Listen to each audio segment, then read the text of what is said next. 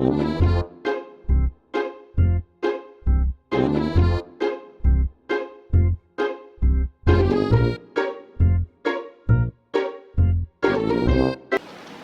pagi dan salam sejahtera bagi kita semua.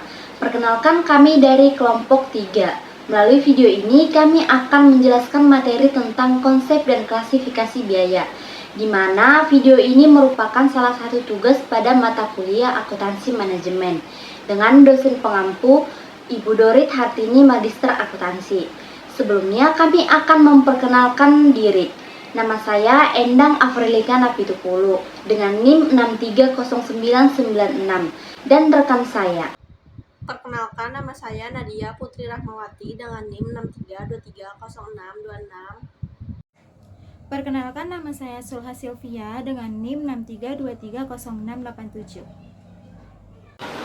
Perkenalkan, nama saya Mas Niki Napitupulu dengan NIM 63230999. Perkenalkan, nama saya Giras Tijo Sasongko dengan NIM 63231163. Latar belakang pembuatan video ini yaitu untuk memahami dan mengetahui konsep dan klasifikasi biaya.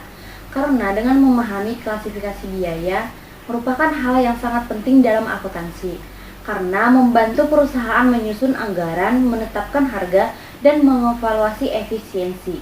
Dengan mengenali jenis biaya berdasarkan perilaku, fungsi, dan keterkaitannya dengan produk, pengambilan keputusan dapat dilakukan secara lebih tepat dan strategis. Tanpa berlama-lama lagi, mari kita dengarkan penjelasan materi tentang konsep dan klasifikasi biaya. Baik, di sini saya akan menjelaskan definisi dari biaya dan beban. Yang pertama, kita masuk ke dalam biaya. Definisi dari biaya atau cost merupakan pengeluaran yang dilakukan oleh perusahaan untuk memperoleh barang atau jasa yang manfaatnya melebihi dari satu periode. Contohnya, pembelian mesin produksi dan pembelian kendaraan. Yang kedua yaitu beban atau expense. Beban atau expense merupakan pengeluaran yang dilakukan oleh perusahaan untuk mendukung kegiatan produksi yang sedang berjalan saat ini.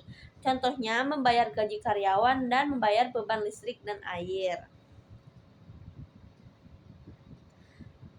Sekarang kita masuk ke pokok materi biaya atau cost. Di sini ada penggolongan biaya berdasarkan jenis perusahaan dan perilakunya. Biayanya dapat dibagi menjadi 5. Yang pertama, biaya dalam perusahaan jasa. Yang kedua, biaya dalam perusahaan dagang. Yang ketiga, biaya dalam perusahaan industri. Yang keempat, biaya untuk tujuan perencanaan dan pengendalian. Yang kelima, biaya untuk pengambilan keputusan. Di sini saya akan menjelaskan tentang biaya dalam perusahaan jasa. Sebelum masuk ke dalam materinya, kita harus tahu dulu nih definisi dari perusahaan jasa. Perusahaan jasa merupakan perusahaan yang kegiatan utamanya menghasilkan atau menjual jasa atau layanan kepada konsumen. Contohnya jasa transportasi, jasa keuangan, dan sebagainya. Nah, biaya dalam perusahaan jasa yaitu semua pengeluaran yang terjadi untuk memberikan layanan kepada pelanggan, termasuk biaya langsung untuk penyediaan jasa seperti gaji tenaga ahli dan biaya operasional langsung, serta biaya tidak langsung yang mendukung aktivitas bisnis seperti sewa kantor, gaji staf administrasi, dan pemasaran. Nah, biaya dalam perusahaan jasa dapat dibagi menjadi 2 jenis lagi, yaitu biaya langsung dan biaya tidak langsung. Biaya langsung merupakan biaya yang dikeluarkan secara langsung berhubungan dengan produk atau penyediaan jasa yang dihasilkan. Contoh biaya langsung yaitu gaji yang dibayarkan kepada akuntan.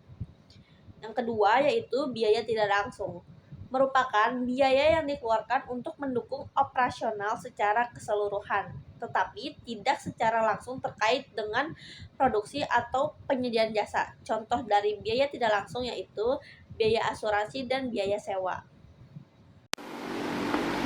Baik, selanjutnya saya akan menjelaskan penggolongan biaya yang kedua, yaitu biaya dalam perusahaan dagang. Perusahaan dagang merupakan perusahaan yang kegiatan utamanya adalah membeli barang jadi kemudian menjualnya tanpa mengubah barang tersebut. Contohnya toko elektronik, toko pakaian, toko retail, atau platform e-commerce dan lain-lain. Dalam perusahaan dagang, biaya dibagi menjadi dua, yaitu biaya produk dan biaya periode. Biaya produk atau produk cost, yaitu biaya yang dikeluarkan untuk membeli barang dagang dan proses terjualnya barang tersebut. Contohnya, biaya pembelian barang dagang, biaya pengiriman barang, biaya asuransi selama pengiriman barang, dan lain-lain. Yang kedua yaitu biaya periode atau period cost.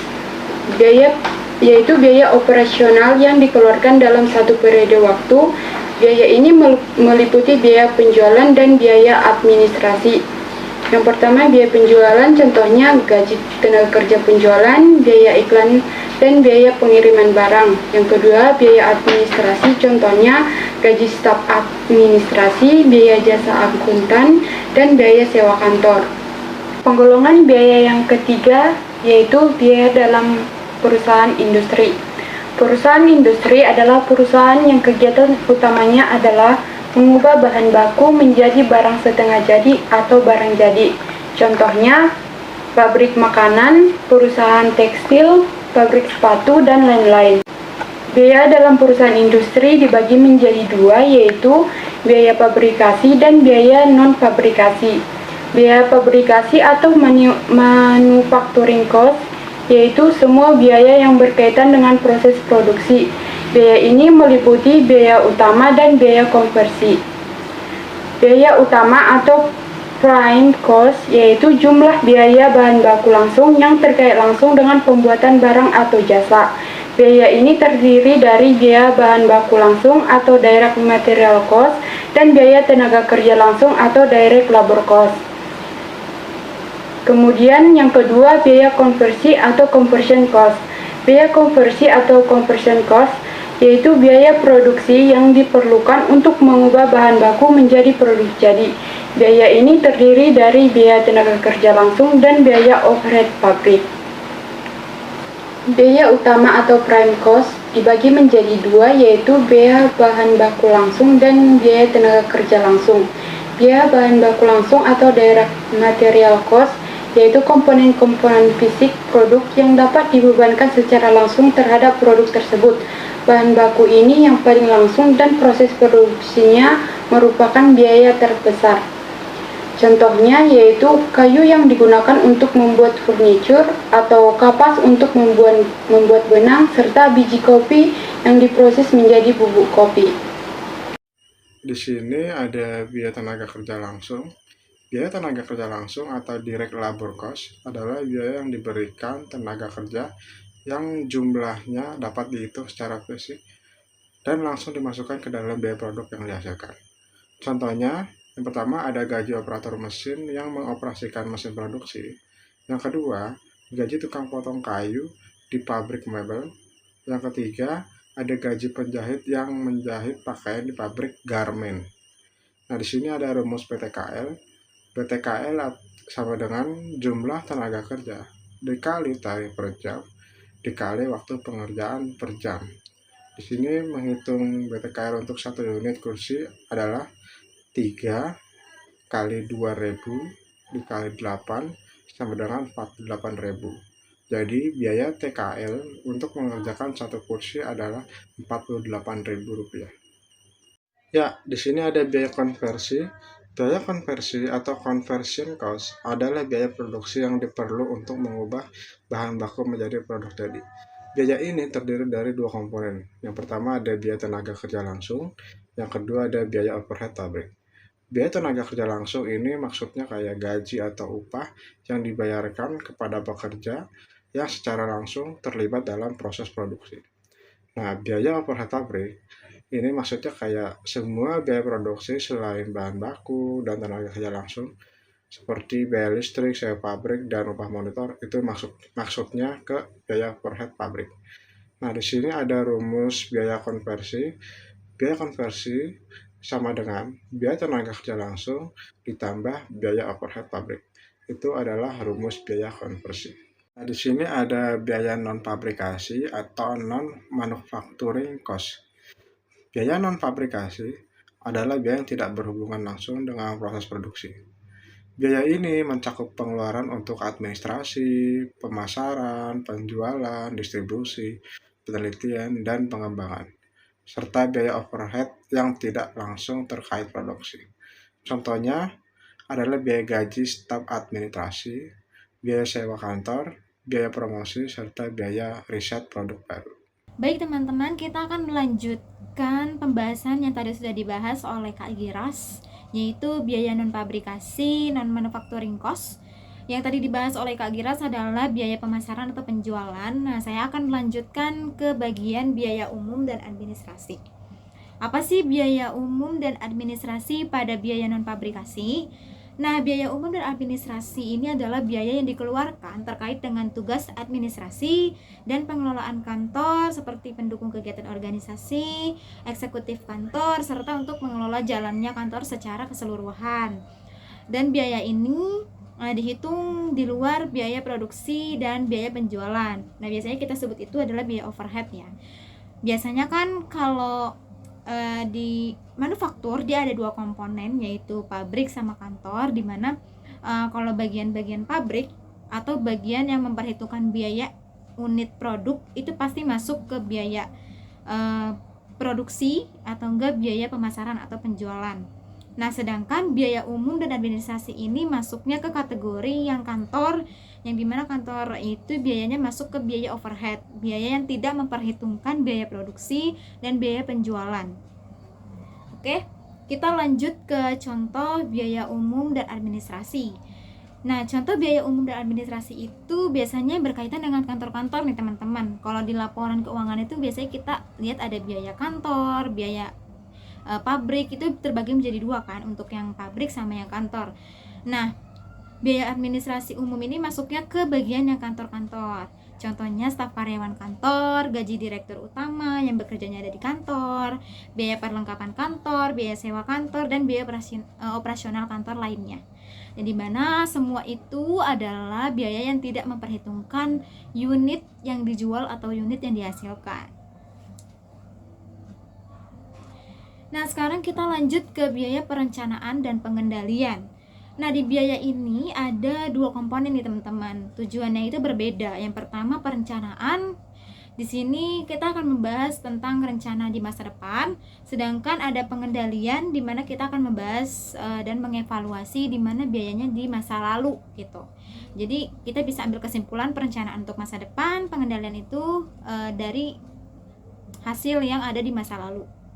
Nah, kita masuk ke definisinya dulu. Perencanaan itu adalah mengambil keputusan untuk masa depan, di mana manajer ini akan mengidentifikasi dan menyusun biaya yang realistis berdasarkan perkiraan pendapatan dan pengeluaran perusahaan. Nah, perencanaan ini singkatnya, manajer atau pihak-pihak yang berkepentingan itu akan mengidentifikasi dan mengelompokkan biaya-biaya mana yang realistis nih, yang sesuai dengan kondisi saat itu dari pendapatan atau pengeluaran perusahaan pada saat itu. Nah, lalu setelah direncanakan, maka manajer akan melakukan pengendalian. Pengendalian ini adalah proses evaluasi kinerja masa lalu dengan membandingkan biaya aktual dengan standar yang direncanakan untuk memastikan efisiensi pengelolaan biaya dan sumber daya. Nah, pengendalian ini adalah proses evaluasi kerja nih. Setelah kita merencanakan, kita punya strategi untuk mengevaluasi kerja di masa lalu, apa yang kurang, apa yang harus dibatasi, apa yang harus dibuat efisiensi gitu. Manajer itu akan melakukan pengendalian untuk memastikan efisiensi pengelolaan biaya, di mana itu biayanya tidak meledak gitu nantinya di masa depan. Nah, biaya ini tuh punya kelompok lagi, terbagi menjadi 3, yaitu klasifikasi berdasarkan tingkah lakunya, klasifikasi berdasarkan pertanggungjawabannya, dan klasifikasi berdasarkan objek. Yang pertama kita masuk ke klasifikasi berdasarkan tingkah laku. Di sini definisinya adalah klasifikasi biaya berdasarkan tingkah laku atau cost behavior classification adalah cara manajemen mengelompokkan biaya berdasarkan penggunaan biaya yang berpengaruh dalam volume kegiatan produksi atau operasional perusahaan. di mana klasifikasi biaya berdasarkan tingkah laku ini adalah cara manajemen untuk mengelompokkan biaya-biaya mana nih yang penggunaannya akan berpengaruh ke volume produksi. Nah, biasanya itu digunakan di dalam produksi operasional perusahaan. Yang kita tahu klasifikasi biaya ini akan terbagi menjadi 3 lagi nih berdasarkan tingkah laku. Yang pertama itu ada biaya variabel atau variable cost. Yang kedua ada biaya tetap atau fixed cost. Yang ketiga itu ada biaya semi variable. Nah, biaya variabel ini adalah biaya yang dimana jumlah biayanya itu akan berubah-berubah nih seiring dengan banyaknya produksi yang dihasilkan.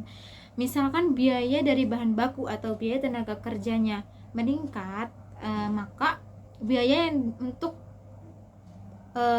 kegiatan produksi ini juga akan meningkat gitu. Contohnya adalah biaya bahan baku dan biaya tenaga kerja langsung.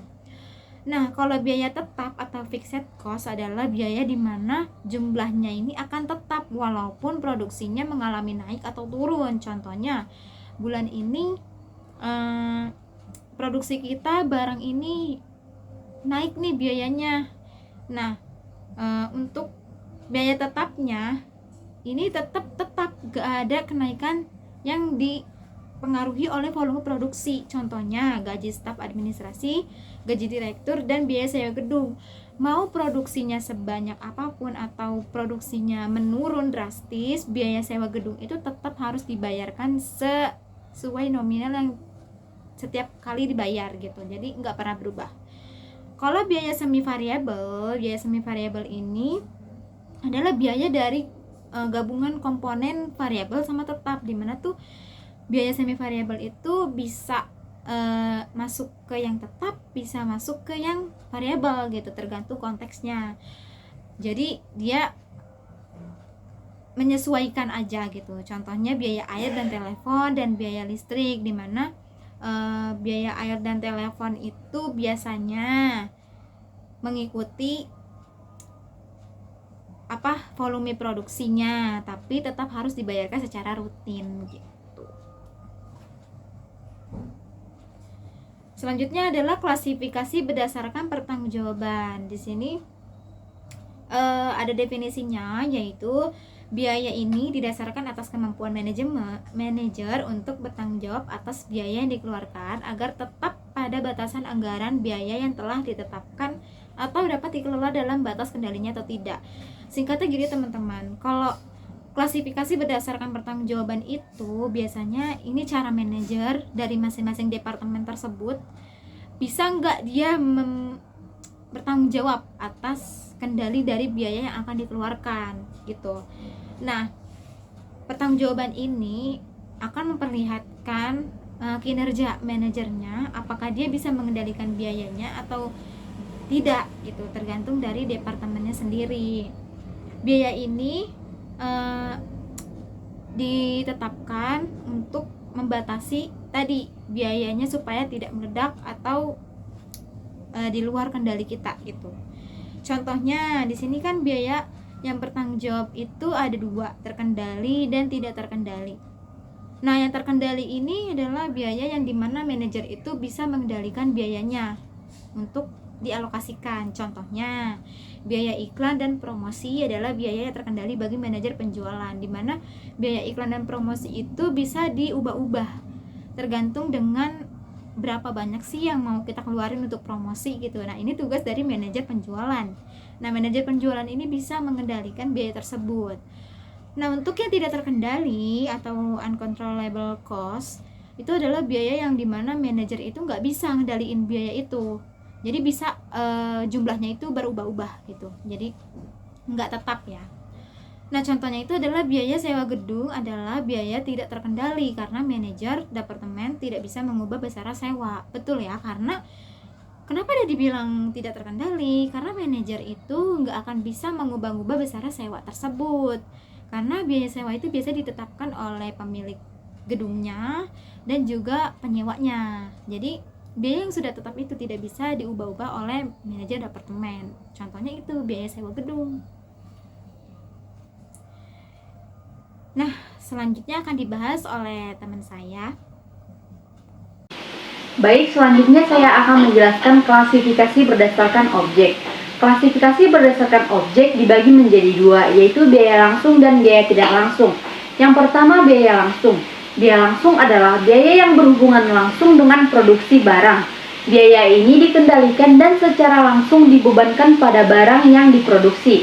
Misalnya, bahan baku langsung, upah tenaga kerja yang berhubungan langsung dengan proses produksi, dan biaya transportasi.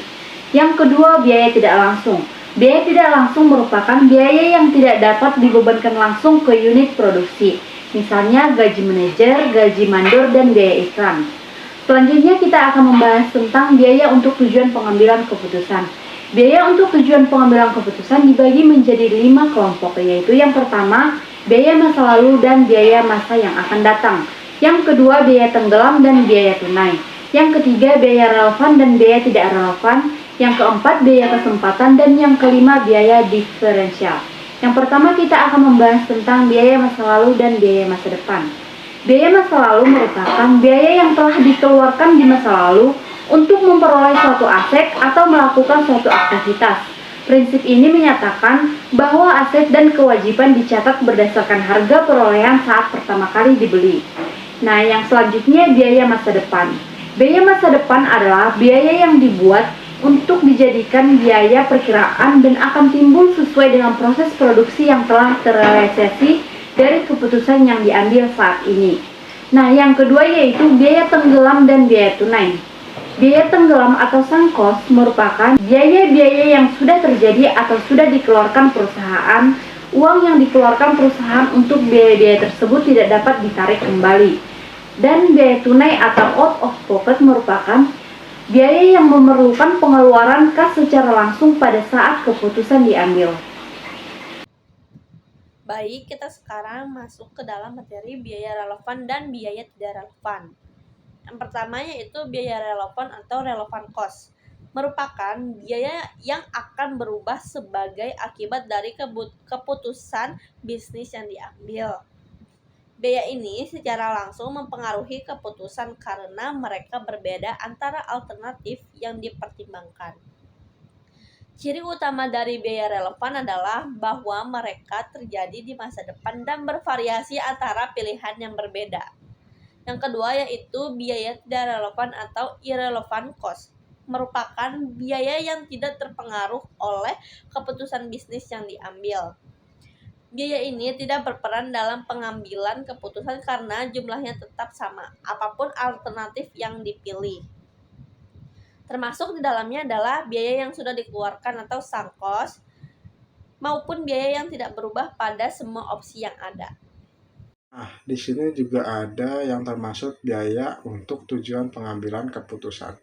Nah, di sini ada biaya kesempatan atau opportunity cost. Biaya kesempatan adalah nilai atau manfaat terbaik yang hilang ketika seseorang atau suatu entitas memilih satu alternatif atau keputusan dari beberapa pilihan yang tersedia. Dengan kata lain, biaya kesempatan adalah kesempatan yang hilang karena memilih satu opsi sehingga mengorbankan potensi keuntungan atau manfaat dari opsi lain yang tidak dipilih. Contoh, jika PTC mengganti mesin lama yang bisa memberikan hasil 2 juta dengan mesin baru yang akan memberikan hasil 5 juta. Biaya kesempatan PTC dari mengganti mesin adalah 2 juta. Berpotensi memperoleh laba tambahan sebesar 3 juta dari mesin baru yang lebih produktif.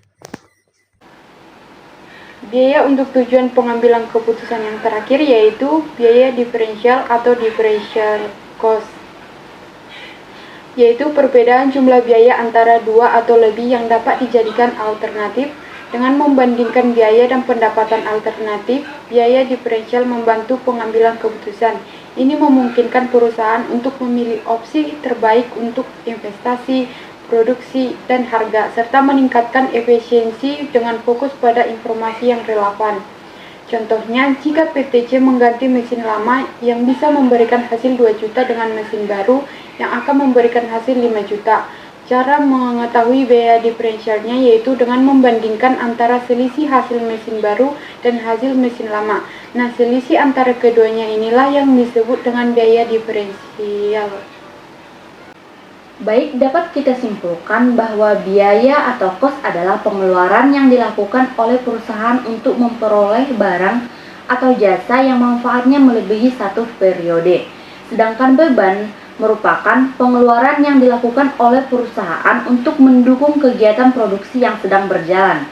Biaya dapat diklasifikasikan berdasarkan jenis perusahaan dan perilakunya, tujuannya, perencanaan dan pengendalian, serta tujuan pengambilan keputusan.